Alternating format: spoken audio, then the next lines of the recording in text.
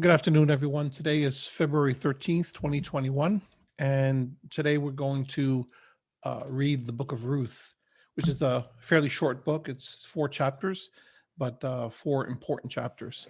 So if you turn with me to the book of Ruth, we'll go straight into the text, and then I'll just have a a few comments, and then we'll be done for the day.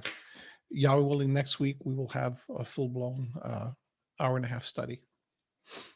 So I'm in the book of Ruth, and I am reading from the New Revised Standard Version today. I've been reading different versions just to get a flavor of and a sense of different types, and so that you can see how they sound. And when you're doing your study, you may want to choose to look at some of these, depending on how they sound to the ear and how accurate they are. And then the ones I choose, I try to find a happy balance between accuracy and readability. So this is New Revised Standard Version, and I am reading the book of Ruth. Here we go. Ruth chapter 1. In the days when the judges ruled, there was a famine in the land, and a certain man of Bethlehem in Judah went to live in the country of Moab, he and his wife and two sons. The name of the man was Elimelech, and the name of his wife Naomi. And the names of his two sons were Mahlon and Chilion. They were Ephrathites from Bethlehem in Judah. They went into the country of Moab and remained there. But Elimelech, the husband of Naomi, died, and she was left with her two sons. These took Moabite wives. The name of one was Orpah, and the name of the other Ruth. When they had lived there for about 10 years, both Mahlon and Chilion also died, so that the woman was left without her two sons or her husband. Then she started to return with her daughters in law from the country of Moab, for she had heard in the country of Moab that Yahweh had consideration for his people and given them food. So she set out from the place where she had been living, she and her two daughters in law, and they went on their way to go back to the land of Judah. But Naomi said to her two daughters in law, "Go back, each of you, to your mother's house. May Yahweh deal kindly with you, as you have dealt with the dead and with me. Yahweh grant that you may find security, each of you in the house of your husband." Then she kissed them, and they wept aloud. They said to her, "No, we will return with you to your people." But Naomi said, "Turn back, my daughters. Why will you go with me? Do I still have sons in my womb that they may become your husbands? Turn back, my daughters. Go your way, for I am too old to have a husband. Even if I thought there was hope for me, even if I should have a husband tonight and bear sons, would you then wait until they were grown? Would you then refrain from marrying? No, my daughters. It has been far more bitter for me than for you, because the hand of Yahweh has turned against me." Then they wept aloud again. Orpah kissed her mother-in-law, but Ruth clung to her. So she said, "See, your sister-in-law has gone back to her people and to her gods. Return after your sister-in-law." But Ruth said, "Do not press me to leave you or to turn back from following you. Where you go, I will go. Where you lodge, I will lodge. Your people shall be my people, and your Elohim, my Elohim. Where you die, I will die. There will I be buried. May Yahweh do thus and so to me, and more as well, if even death parts me from you." When Naomi saw that she was determined to go with her, she said no more to her. So the two of them went on until they came to Bethlehem. When they came to Bethlehem, the whole town was stirred because of them. And the women said, "Is this Naomi?" She said to them, "Call me no longer Naomi, call me Mara, for the Almighty has dealt bitterly with me. I went away full, but Yahweh has brought me back empty. Why call me Naomi when Yahweh has dealt harshly with me and the Almighty has brought calamity upon me?" So Naomi returned together with Ruth the Moabite, her daughter-in-law, who came back with her from the country of Moab. They came to Bethlehem at the beginning of the barley harvest.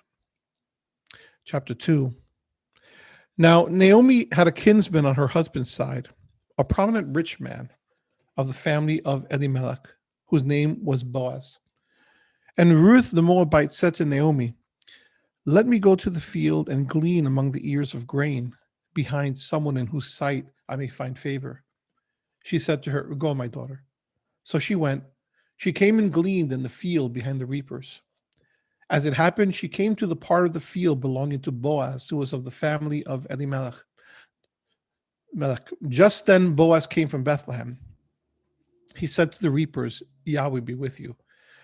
They answered, Yahweh bless you. Then Boaz said to his servant who was in charge of the reapers, To whom does this young woman belong? The servant who was in charge of the reapers answered, She is the Moabite who came back with Naomi from the country of Moab. She said, Please let me glean and gather among the sheaves behind the reapers. So she came, and she has been on her feet from early this morning until now, without resting even for a moment. Then Boaz said to Ruth, Now listen, my daughter, do not go to glean in another field or leave this one, but keep close to my young women. Keep your eyes on the field that is being reaped and follow behind them. I have ordered the young men not to bother you. If you get thirsty, go to the vessels and drink from what the young men have drawn. Then she fell prostrate with her face to the ground and said to him, Why have I found favor in your sight that you should take notice of me when I am a foreigner?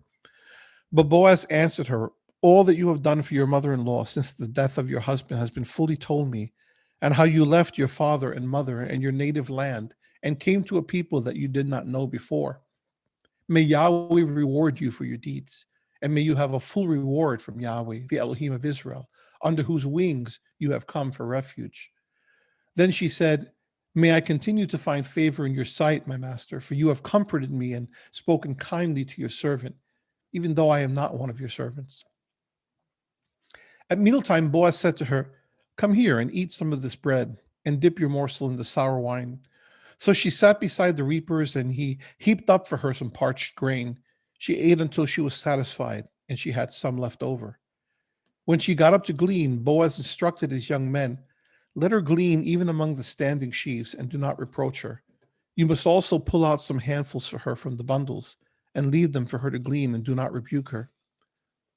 So she gleaned in the field until evening. Then she beat out what she had gleaned, and it was about an ephah of barley. She picked it up and came into the town, and her mother-in-law saw how much she had gleaned. Then she took out and gave her what was left over after she herself had been satisfied. Her mother-in-law said to her, Where did you glean today? And where have you worked? Blessed be the man who took notice of you.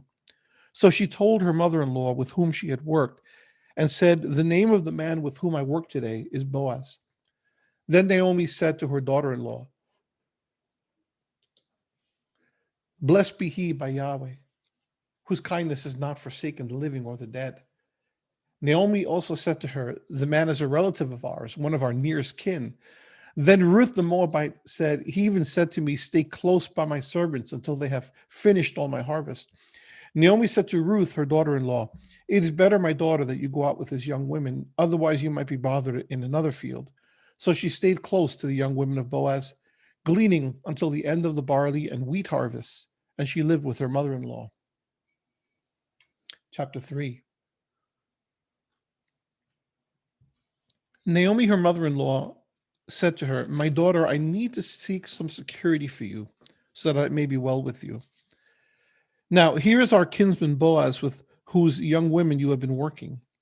See, he is winnowing barley tonight at the threshing floor. Now wash and anoint yourself, and put on your best clothes and go down to the threshing floor. But do not make yourself known to the man until he has finished eating and drinking. When he lies down, observe the place where he goes. Then go and uncover his feet and lie down, and he will tell you what to do. She said to her, All that you tell me, I will do. So she went down to the threshing floor and did just as her mother-in-law had instructed her. When Boaz had eaten and drunk, and he was in a contented mood, he went to lie down at the end of the heap of grain. Then she came quietly and uncovered his feet and lay down.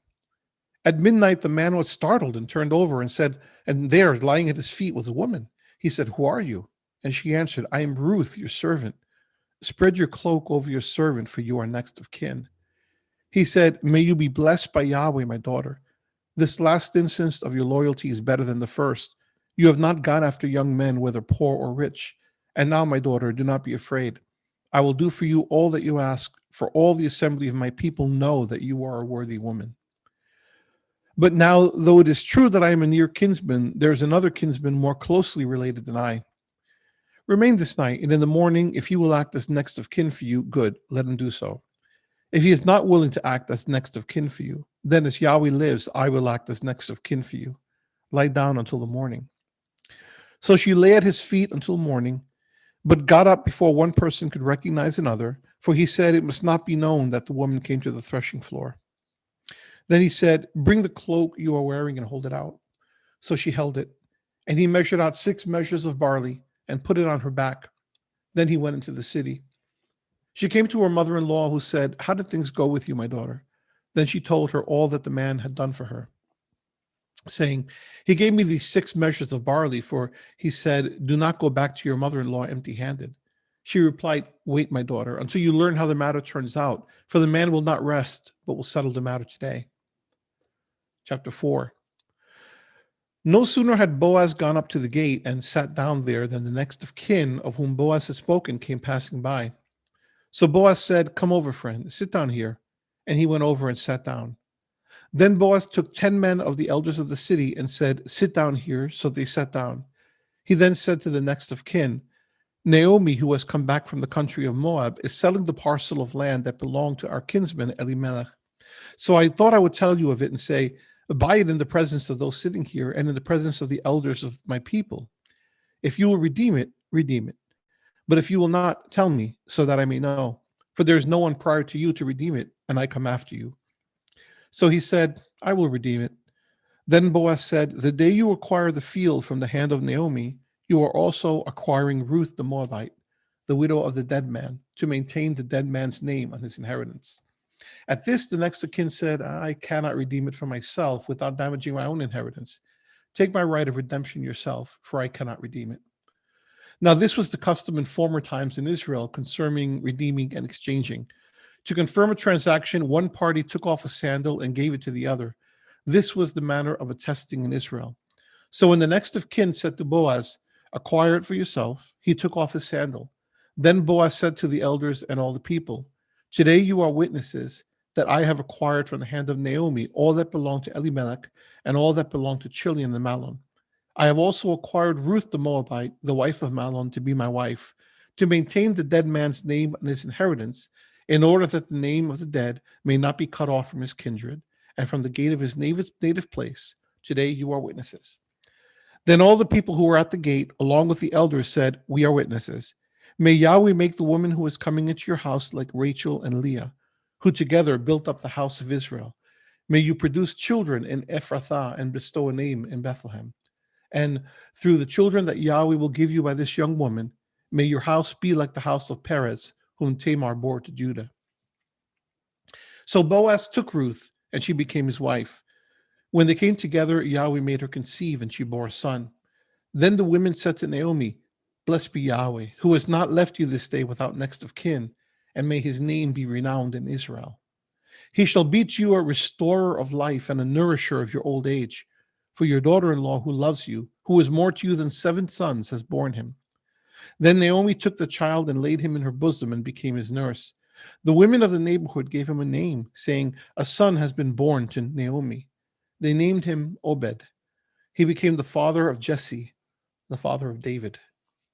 Now these are the descendants of Perez. Perez became the father of Hezron, Hezron of Ram, Ram of Aminadab, Aminadab of Nashon, Nashon of Salmon, Salmon of Boaz, Boaz of Obed, Obed of Jesse, and Jesse of David.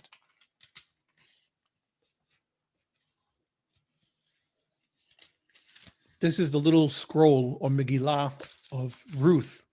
And the scroll of Ruth is oftentimes read, it's traditionally read during the Feast of Weeks time, Pentecost.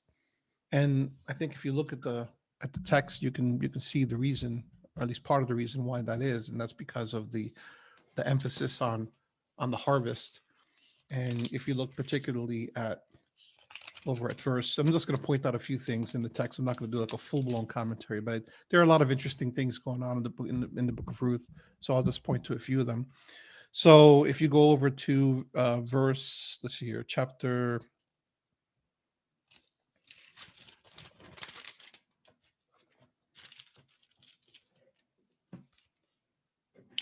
chapter 2, the end of chapter 2, verse 23. So she stayed, Ruth, that is, so she stayed close to the young women of Boaz, gleaning until the end of the barley and wheat harvests. And she lived with her mother in law. And of course, Pentecost is right around the wheat harvest time. So there's a direct connection. And so it's become a traditional scroll to read during the time of the Feast of Weeks, of Pentecost. Um, Ruth is, let's see here, father, great grandmother of, no, wait a minute now.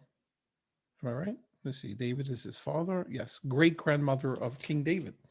So if you look over at Matthew,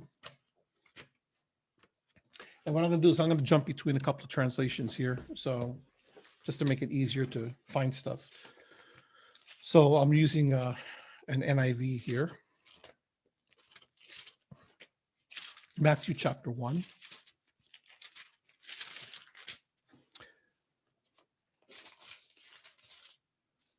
Where you have genealogy that's listed there, right? So if you get to verse 3, Judah, the father of Perez and Zerah, whose mother was Tamar, Perez, the father of Hezron, Hezron, the father of Ram, Ram, the father of Aminadab, Aminadab, the father of Nahshon, Nahshon, the father of Salmon, Salmon, the father of Boaz, whose mother was Rahab, Boaz, the father of, notice that, Salmon, the father of Boaz, whose mother was Rahab, right? Boaz, the father of Obed. The word Obed means servant. So if you think of the term Obadiah, Obadiah is the servant of Yahweh, Obadiah. Boaz, the father of Obed, whose mother was Ruth.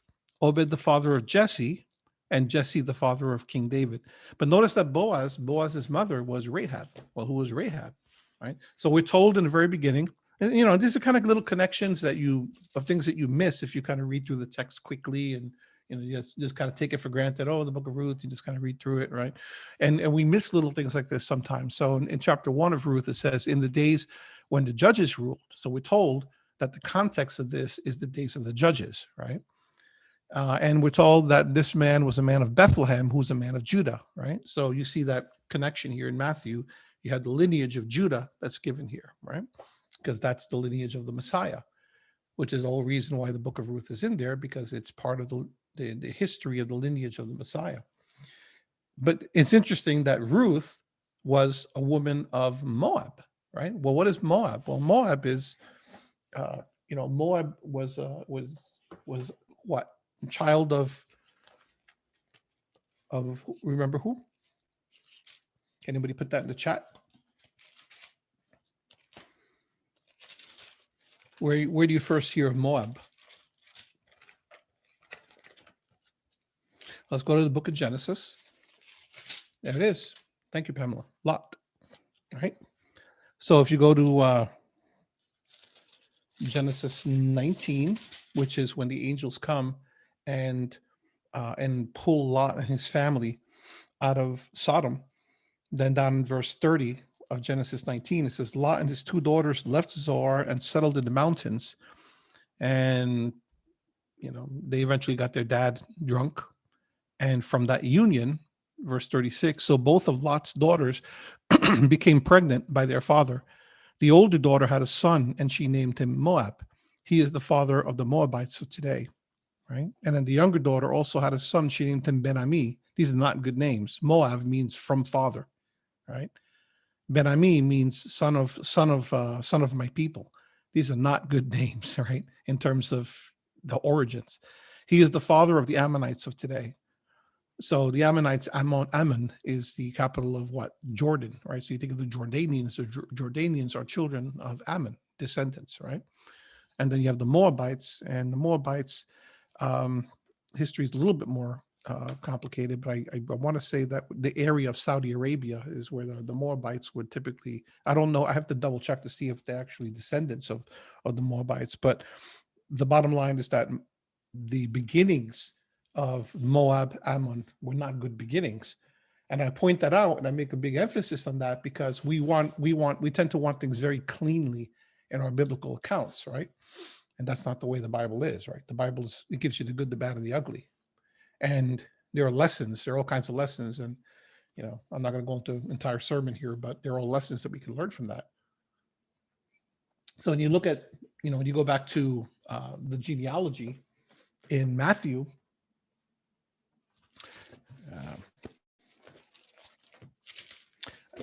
and let's do this because I want to kind of share a bit with you here. We have plenty of time, so just stick with me as I get a couple of these things together, okay? Make it a little bit more interesting.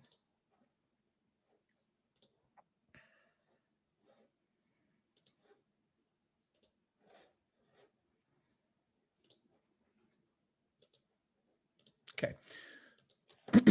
So take a look at a couple of different versions here. So NRSV, let's do that.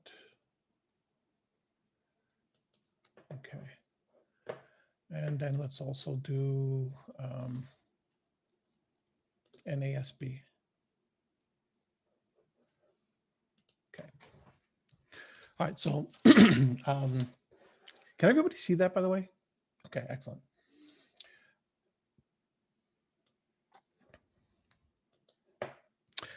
So if you go to Matthew,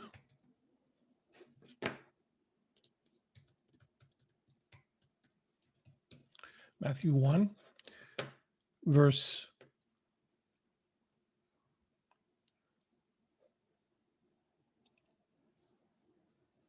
3, right? Judah, the father of Perez and Zerah, whose mother was Tamar. Well, here we go again, right? What if you go to, let me go to the NRSV and let's go to Genesis 30. What's going on here?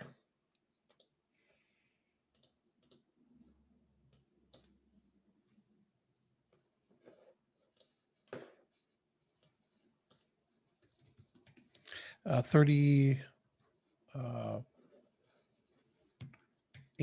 Let me just make sure. Nope, not 38. Let me just think for a minute here. Yeah, 38. Okay. So Genesis 38. Did that change when I changed over? Okay, cool. So Genesis 38, it gives you the account of what happened with Judah, and it's an entire chapter devoted to this. Long story short, this is a situation where Judah, his son, also actually a couple of his sons, had a wife, Tamar, and they both died because they were wicked. And Judah promised his youngest son, when he came of age, he promised him to Tamar. This is all culturally very important, right? For this is today we would look at this much differently, obviously, right? Contextually, but in those days, lineage was extremely important, and keeping things within the family, within the clan, etc., was extremely important. So Judah promised Tamar his youngest son, Shelah, but when he grew up, he essentially got amnesia, right? And he didn't give Shelah to Tamar. So she cooked up a scheme essentially to trap him, to become impregnated by him, by Judah. And then so that happened. And then as a result of the union of Judah and Tamar, twins were born. What a breach you have made for yourself. This is down in verse 29. Therefore, he was named Perez, the firstborn. Afterward, his brother came out with a crimson thread on his hand, and he was named Zerah, right?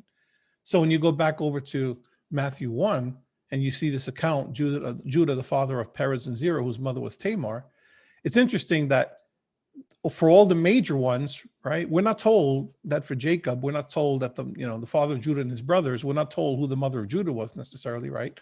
But we're told whose mother Perez and Zerah were. We're also told whose mother Salmon was, father, let me try this again, whose mother Boaz was, right? And whose mother Obed was, right? And I believe that that's deliberate, right? And this is my opinion, but I think that it makes sense when you think about it, because each of those things, those situations were not normal, quote unquote, situations in Israel, right? Zerah and Perez and Zerah, those twins were born out of essentially an illicit union between Judah and Tamar that never should have happened. And then who was Rahab? Well, Rahab was the Rahab that you see in the book of Joshua, right? So let's go over to NASB and let's go to, make sure I have the chapter right here. Joshua 2. They went and came to the house of a harlot whose name was Rahab. Now, this word harlot is somewhat disputed, okay, for a number of reasons. Was she actually a harlot, or the word is zona, okay? But some people think that the word zona simply refers to an idolatrous woman, right? So she may not, in fact, have been a prostitute, right? But the word harlot may be in the sense of a spiritual prostitute, right? In terms of being a woman who's an idolater, okay? Either way, it's still not, is not an ideal situation here, right? And yet, who is the one that saves these spies from from death? It's this idolatrous woman, this harlot, right? So you go down further in the chapter, and she hides them, and then down to, let's see here. Oh, I went way too far. Excuse me.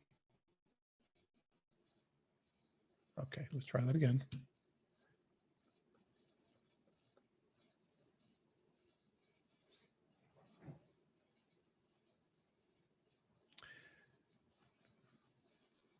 So when they concoct a plan, she said to them, Rahab says to the spies, go to the hill country, this is verse 16 of chapter 2 of Joshua, so that the pursuers will not happen upon you, and hide yourself there for 3 days until the pursuers return. Then afterward you may go on your way. The men said to her, we shall be free from this oath to you which you have made us swear, unless when we come into the land, you tie this cord of scarlet thread in the window through which you let us down, and gather to yourself into the house your father and your mother and your brothers and all your father's household. It shall come about that anyone who goes out the doors of your house into the street, his blood shall be on his own head, and we shall be free. But anyone who is with you in the house, his blood shall be on our head, if a hand is laid on him. But if you tell this business of ours, then we shall be free from the oath which you have made us swear. She said, according to your words, so be it. So she sent them away, and they departed, and she tied the scarlet cord in the window. So when you look at that, that's verse 21 of Joshua 2.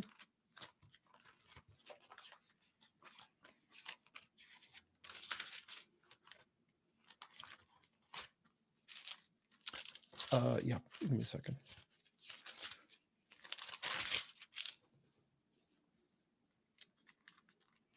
Verse 21.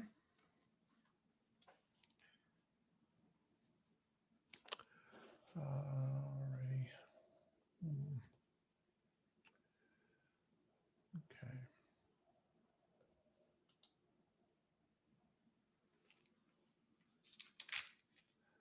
So just bear with me while I look some things up here.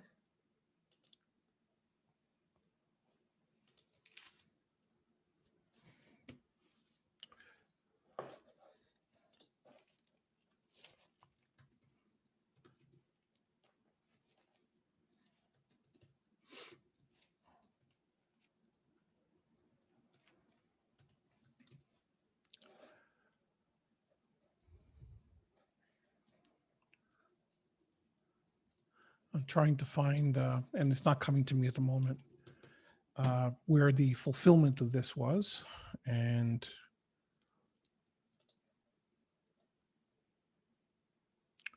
I'm not remembering the verse here. So just bear with me.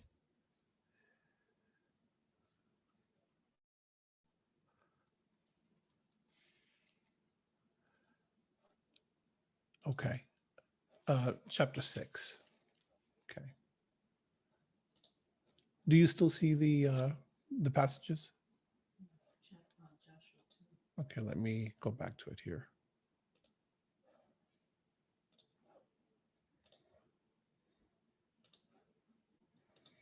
How about now?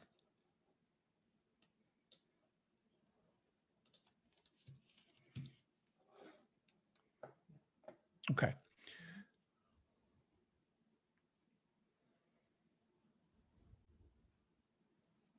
So when they finally came into Jericho, uh, verse 25, well, 24 of chapter 6, they burned the city with fire and all that was in it. Only the silver and gold and articles of bronze and iron they put into the treasury of the house of Yahweh. However, Rahab the harlot and her father's household and all she had, Yahshua spared. And she has lived in the midst of Israel to this day, for she hid the messengers whom Yahshua sent to spy out Jericho.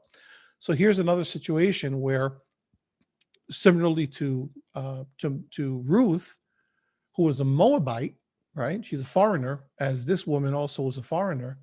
Here are two foreigners in the lineage of the Messiah, right? Who, the most unlikely of possibilities, right? Rahab, who is an idolatrous woman from Jericho, of the Canaanites, she's a Canaanite. And then you have, she becomes part of Israel, right? For she has lived in the midst of Israel to this day, meaning that she became a part of Israel. So here's this foreigner, this idolatrous foreigner who becomes part of Israel. And then Ruth is the same thing, right? She's a Moabite woman, but she also comes into Judah and she becomes part of the lineage of Messiah. And don't let it be lost to you also that when you look at uh, Joshua 2,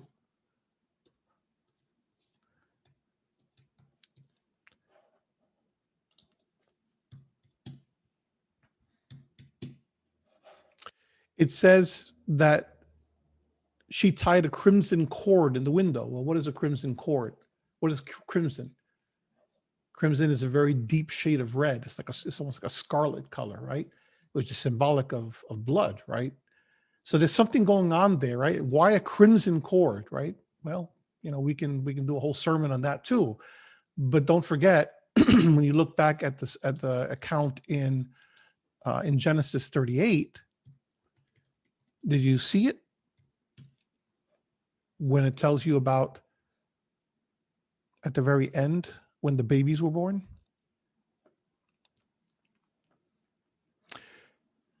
Moreover, verse 28, it took place while she Tamar was giving birth. One put out a hand, and the midwife took and tied what? A scarlet thread in his hand, saying this one came out first. It's interesting how these things come up and then they just seem like little footnotes, right? But they're significant. A scarlet thread here, a crimson thread there, right? It's all foreshadowing of what's to come, right? And of course, we think about the scarlet of during the Exodus, and in the same way that you have a crimson thread or a ribbon that Rahab uses to exclude her house from being breached, right? During the entrance of Israel into Canaan. We also have the crimson, the scarlet color of the blood that prevents the angel of death from killing the children of Israel in Egypt. See, these things, it's just too much to be coincidence, right? It all works together. So you have all these different things going on. You have these foreigners who are being brought into, Yahweh, he does a work with whomever he wills, right? We think it should all go cleanly, and it should be, from this one in Israel to this one, to this one, to this one. And yet that's not how it happens at all. So these are, object lessons in terms of how Yahweh brings people with mistakes in their past, people with, problems and, and even foreign ways of thinking, but they don't stay that way, right? That's significant too. They come into the faith, they come into Israel, they become part of it, they embrace it, right? Orpah, she went on her way, but Ruth made a decision. Ruth clung to her mother-in-law, right? She stayed with her mother-in-law, and therefore she became part of Israel. She became part of of Israel's story, right? So these are important things that I want you to kind of sense from here. And going back to Matthew chapter 1, so Rahab wound up being the mother of Boaz, who wound up being the mother of Obed, right, through Ruth. So a very similar type of family history here. So just some interesting things to consider here. What else can we glean from this story here? No pun intended, right? So we're looking at this, and we're seeing some references here to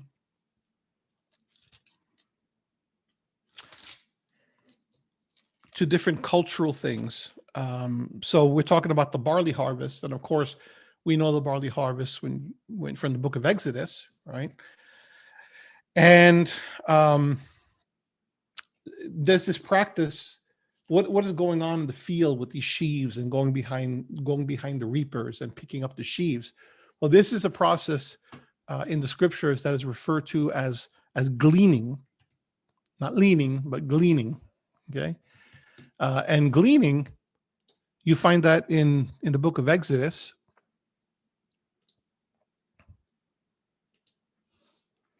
So if you go to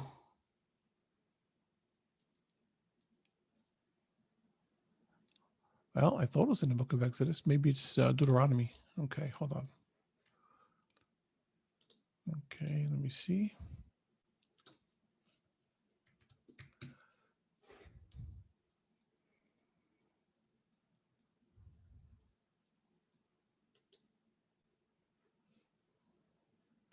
Okay, so I think it's in Deuteronomy. I was very sure that it was in Exodus, unless there's one there that's repeated in Deuteronomy. But let me find the reference in Deuteronomy. We'll take a look at that.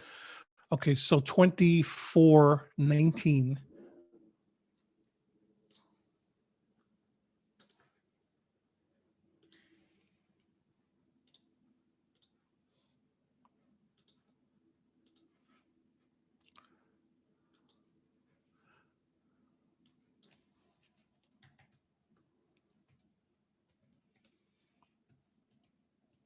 Deuteronomy 24, and I always do this. 19. Okay. When you are harvesting, can everyone see that? When you are harvesting in your field and you overlook a sheaf, do not go back to get it. Leave it for the foreigner, the fatherless, and the widow, so that Yahweh your Elohim may bless you. When you are harvesting in your field and you overlook a sheaf, in other words, you're doing your harvest, you're cutting your sheaves, and as you're going through it, you're grabbing the sheaves, putting them under your arms, right? Putting them bundling them up, and perhaps putting them in an ox cart or something. And then, as you're doing it, your sheaves are dropping, right? Just, you're not able to hold them all. It says if you overlook it, you drop it, don't go back to get it. Leave it for the foreigner, the fatherless, and the widow, so that Yahweh your Elohim may bless you in all the work of your hands. And then the same thing with the olives from the trees. Don't go over the branches a second time, right? Leave what remains for the foreigner, the fatherless, and the widow. When you harvest the grapes in your vineyard, do not go over the wineskin. Leave what remains for the foreigner, the fatherless, and the widow. Okay. Remember that you were slaves in Egypt. In other words, you have to remember the oppressed. You have to remember those who were in poverty, right? It's a safety net. It's an early form of, and people may not like to look at it in this terms, but it's an early form of assistance, right? Of public assistance. People had to go out into the fields to get it, but it was there for them. It was a safety net because the poor will always be with you, right? So this is exactly what's happening in the book of Ruth, where she's going out into the fields and she is gleaning the fields. So let me go over to chapter 2. So Boaz said to a servant, verse 5, who was in charge of the reapers, who is this woman? And then verse 7, she said, please let me glean and gather among the sheaves behind the reapers. So this is what she's doing. It's a direct reference back to what we saw over in Deuteronomy 24. Okay. And then there's another custom that's described here. And there are a couple of things, right? You see that she lays herself at Boaz's feet. There's nothing I could tell in the scriptures that describes that. So that's probably more of a local custom in the area of how, perhaps there may be a courting type of period. Courting is probably not the right word, but somehow he knows that she is asking for protection, right? And this is looking at chapter 3, and that Naomi says in verse 4, when he lies down, observe the place where he lies, then go and uncover his feet and lie down, and he will tell you what to do, because he would have known culturally that in essence she's asking for protection, which she's asking for him to take her in, essentially, right? And these are things that are unknown to us today, obviously, but that's what would have been going on there. And then in chapter 4, this whole ceremony, and I won't go reading all of that again, but this idea, first of all, chapter 1 of verse 4, no sooner had Boaz gone up to the gate and sat down there than the next of kin of whom Boaz had spoken came passing by. What's this about the gate? Well, the gate was the place where judgment was made, right? The gate was the administrative center in any town. It's the town gate. It's where the elders meet. That's why he got people together, and it was for a judicial proceeding, right? It was an administrative judicial proceeding. This was a legal proceeding that was being done. And there are a number of verses, and I won't go look them up right now for lack of time, but you can find various scriptures that talks about, things being done at the gates. The elders are at the gate, right? And you see many references. If you go do a quick search in your Bible concordance, you'll see that you'll find that the concept of the gate, and that's what it means. It's talking about these legal proceedings and also the marketplace, right? Even if you go to certain towns, you'll have, you'll actually see remnants in some places more in the ancient world than the modern world, right? But even here where I live in central Pennsylvania, if you go to the main town, there's literally, it's not a gate, but you could see, like, at the entrance to one of the bridges here, which is called Market Street, interestingly enough, right? Why? Because you're going into the market, right? So I'd have to research the history of this area to know exactly what took place there. But obviously there was some kind of market there, right? And it was at the gate. And what's the first thing you run across when you go across Market Street? Lo and behold, you have not only the Commerce Center, right? You have Transportation Center, but right big smack in the middle is a big judicial center, right? Because that's where the judgment is held. It's very interesting. So in addition to that, in chapter 4, the whole ceremony that you see described here, it actually goes back to the concept of the levirate marriage. And you find that over in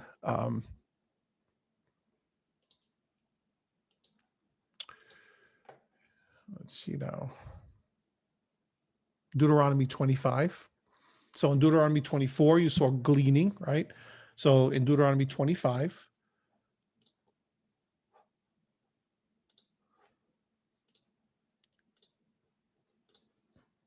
let me share that with you.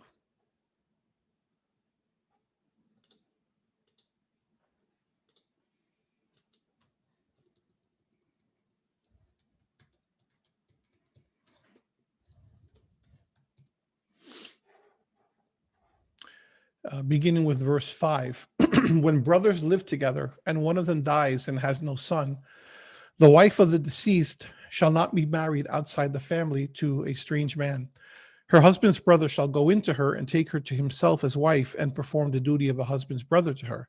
It shall be that the firstborn whom she bears shall assume the name of his dead brother, so that his name will not be blotted out from Israel. But if the man does not desire to take his brother's wife, then his brother's wife shall go up to the gate, there it is, to the elders and say, my husband's brother refuses to establish a name for his brother in Israel. He is not willing to perform the duty of a husband's brother to me. Then the elders of his city shall summon him and speak to him. And if he persists and says, I do not desire to take her, then his brother's wife shall come to him in the sight of the elders and pull his sandal off his foot and spit in his face. And she shall declare, thus it is done to the man who does not build up his brother's house. In Israel, his name shall be called the house of him whose sandal is removed. So I'm so glad that by the time we got to the time of Ruth, they had eased up on this a little bit, right? There was no spitting involved, okay? And there was no sandal thrown, okay? I don't know if a few of you, if some of you may remember a few years ago when President George W. He went to the Middle East. I think he was somewhere in Iraq when Iraq, after the Iraq War, and they were instituting the Iraqi government, and he went there for one of the government functions in the beginning. I don't know if you remember that there was a guy in the audience that he grabbed his shoe and he threw it at the president. Remember that? And he actually had a really good duck at that time. I remember thinking, wow, that's a pretty good reflex, George. And he got a lot of grief for that because the average person, the average American looking at that looked and thought nothing of it, right? I mean, they thought, hey, this is pretty strange and it's nasty, and that this guy should do that. But for someone from the context of the Middle East, it's a big deal, right? Because it's a sign of contempt that was being shown. Because you're throwing the shoe at somebody, but what do you do with your shoe? Well, you walk over all the dirt, right? So to throw your shoe at someone is essentially saying to them that you're lower than the dirt, right? It's a sign of contempt. It's a symbol of contempt. So that's kind of what's happening here with the sandal thing, right? You're spitting in the guy's face, giving him a shoe, and essentially saying, you're a despicable person for not wanting to raise children up for your brother, because this is a big deal, right? If the brother couldn't do it, then essentially the brother's name, the one who died, his name was wiped out in Israel. He had no descendancy, right? And descendancy was everything to the folks in that time. So obviously, by the time of Ruth, it's a lot tamer, this way of looking at things, and they didn't take it to the nth degree, and is very methodical and orderly. But he still gives a sandal, right? This is chapter 4, verse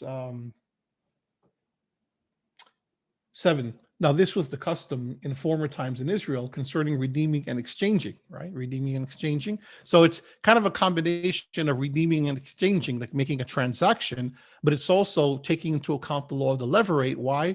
Because this is kin, right? He says, Boaz, being a man of integrity, he doesn't want to just, pretend that there's no other kinsman there, right?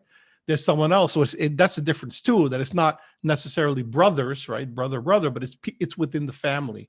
So there's this idea, this idea of the levirate, of taking upon yourself to raise up children for the dead, right? So this is what's happening. It's descendancy, it's the propagation of the descendants. So it says, verse 7, to confirm a transaction, one party took off a sandal and gave it to the other. This was the manner of attesting in Israel. So when the next of kin said to Boaz, acquire it for yourself, he took off his sandal. And then Boaz said to the elders and all the people, your witnesses that I'm getting all this. And notice what he says. I've acquired from the hand of Naomi all that belonged to Elimelech and all that belonged to Chilion and Mahlon. And I've also acquired Ruth the Moabite, the wife of Mahlon, to be my wife, to maintain the dead man's name on his inheritance, in order that the name of the dead may not be cut off from his kindred and from the gate of his native place. Today you are witnesses, right? So it's a continuation, it's a continuation of the lineage of the ones who came before. It's very nice, actually. And so, everybody wins, right? So, and the last thing I want to mention, well, a couple of things before I close, is that, notice the integrity of a person like Boaz, right? So he goes and first of all, he's obviously, so young men, right, who are thinking of marriage, they would do well to look at something like this and see how this man treated Ruth at every step of the way. So he sees this, she's a foreigner. She has a good reputation because of what she did for Naomi, right? But he doesn't know her. But yet when she comes to the field, he does everything possible to protect her, right? He makes sure that the young men don't touch her. He makes sure that she's going behind the ones who have the most grain, and make sure that she gets more than enough quantity, not just for her, but also for Naomi, right? And then later he finds her at his feet, and he doesn't try to take advantage of her, right? He can do whatever he wants. He's the owner of the field and he's alone, right? And yet he treats her with dignity and with respect. And then on top of that, he actually, he's a man of integrity. She wants him to take her under his protection, and he in fact wants to do it, but yet he won't even go there, right? Because he knows that there's someone else, right? He could have just taken that opportunity, said, oh yeah, come with me and be done with it. But he doesn't do that. He's going to do everything by the book, right? Because he's a man of integrity. There's someone else. We have to make sure that, he's okay with it, or that even if he wants to redeem it and take you, then that's his right. So he goes everything by the book. He goes in chapter 4, come over here, friends, sit down here, right? Verse 2, then Boaz took 10 men of the elders of the city, He got a group of elders together, what would be referred to in our day as a minyan. 10, you have to have at least 10 men to be able to have a judicial proceeding there. That's legitimate. He brings the 10 men together, so they sit down here, they lay the case, right? He gives the man the opportunity, and only when the man finally says, I can't do it, then he says, okay, I'll do it. And then he has the witnesses, everything's done on the up and up, right? And because of that, everything goes well and is great blessing. And I don't want to, I'd be remiss, I talk about Boaz, but obviously I should talk about Ruth, right? Who's the hero of this story. That, she could have gone back and left Naomi. She didn't, right? To her credit, she stayed. No promise of her having a husband, yet she stayed, right? And then she follows everything that her mother-in-law tells her, and she treats her with dignity and with respect, and just has a lot of compassion and grace, right? She treats Boaz as a woman who is, a wholesome woman, also full of integrity. Okay. And to me, whenever you look at a segment of scripture and even an entire book, you look for in methodical Bible study, you look for what's called a key verse or a key center. And different people find different key centers because we look at things a little bit differently. So I remember that when I initially studied the book of Ruth, for me the key center was in chapter 3, and specifically chapter 3 verse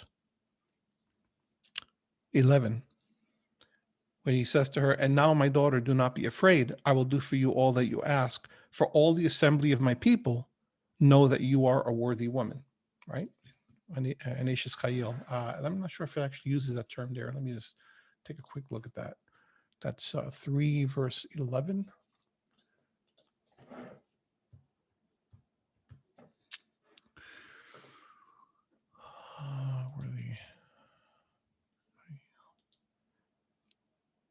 Yep, Eshet Chayil.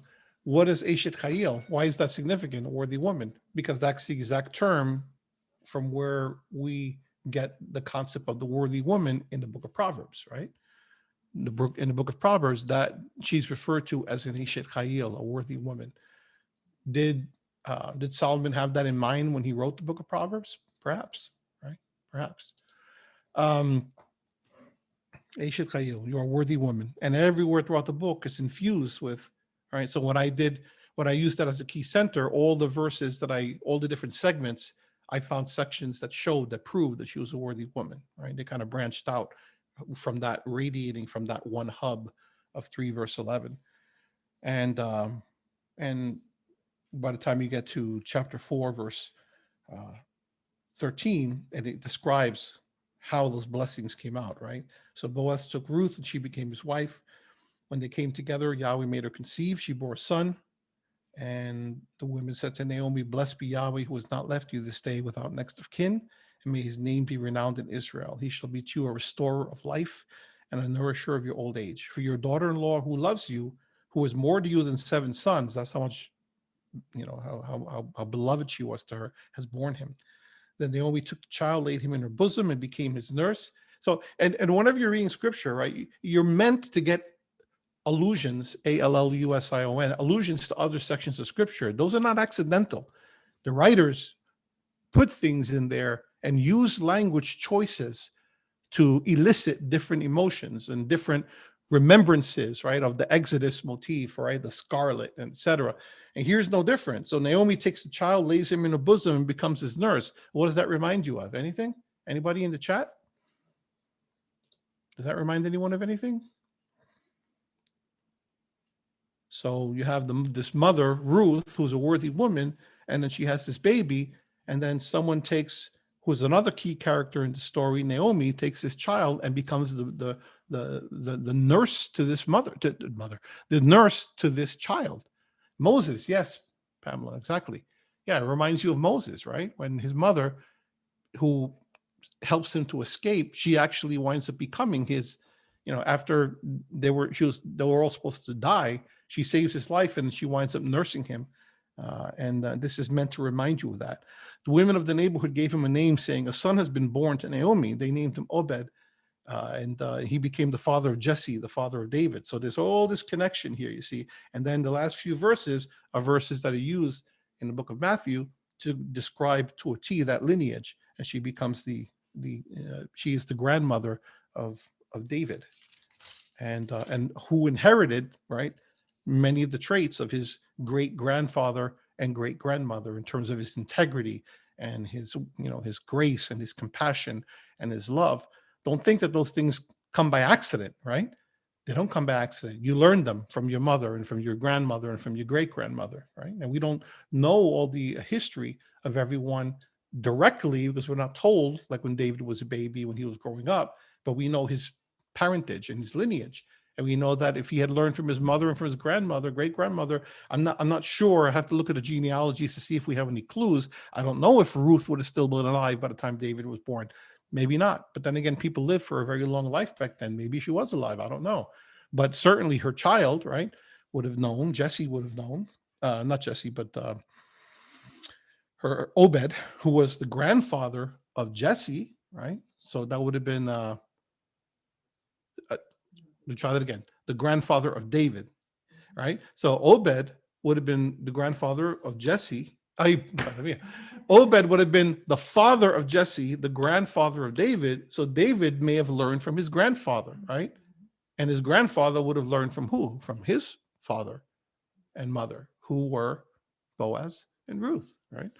So is it any wonder that someone like David would have been the kind of person that he was with the level of faith that he had, right?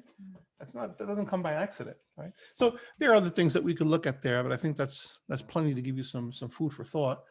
Just a very, very interesting book. And as I said, it's usually read around Pentecost time. Any questions, or is there anything that I can review or clarify?